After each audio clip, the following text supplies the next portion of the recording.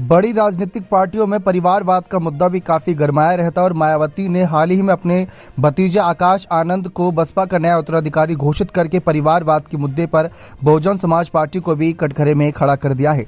इसी को लेकर केंद्रीय गृह मंत्री अमित शाह ने मायावती पर जमकर हमला बोला। जी हां, गृह मंत्री अमित शाह ने परिवारवाद पर हमला बोलते हुए पहले तो सोनिया, राहुल, फिर उसके बाद उद्धव ठाकरे, ऐसे कई और नेताओं को लेकर उन्होंने निशाना साधा। लेकिन इस बीच मायावती के भतीजे आकाश आनंद को भी आड़े हाथों लिया।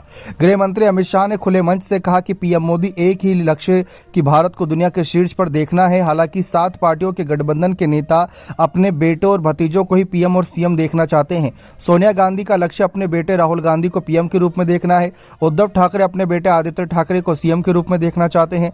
लालू प्रसाद भी अपने बेटे तेजस्वी यादव को सीएम के रूप में देखना चाहते हैं, जबकि मायावती अपने भतीजे आकाश आनंद को सीएम के रूप में देखना चाहती हैं।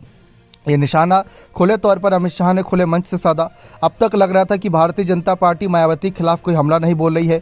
लग रहा था कि इन दोनों के बीच कोई आपसी कोई ना कोई संधि हुई है जिसकी वजह से एक दूसरे के खिलाफ बयानबाजी नहीं करेंगे। लेकिन अमित शाह के इस बयान ने साफ कर दिया कि वे मायावती को भी बख्शने वाले नहीं है। मायावती के भतीजे को लेकर जिस तरीके से निशाना साधा, ये चर्चाओं का विषय रहेगा, क्योंकि ये बात पहले से कांशीराम जी ने साफ कर रखी थी कि पार्टी परिवारवाद को कभी पनपने नहीं देंगे, नात रिश्तेदार करीबियों को कभी पार्टी की तरफ आने नहीं देंगे।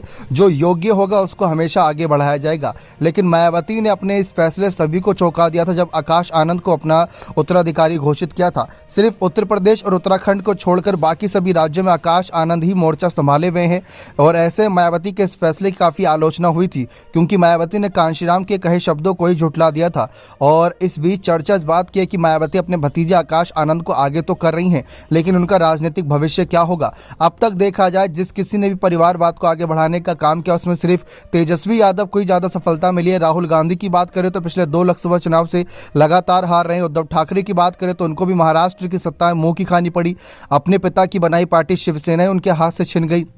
फिर उसके बाद अगर हम बात कर लें यहाँ पर अखिलेश यादव की भी, तो अखिलेश यादव नेताजी के रहते समय मुख्यमंत्री बन तो गए थे, लेकिन फिर उसके बाद से अपने दम से मुख्यमंत्री बन पाने में उनको काफ़ी तकलीफें आ रही हैं। अब जिस तरीके से मायावती ने अपने भतीजे को भी आगे किया है, चर्चाओं का विषय यह है कि मायावती का यह फैसला सही है या नहीं, ये तो आने वाले चुनावी नतीजे ही बता देंगे।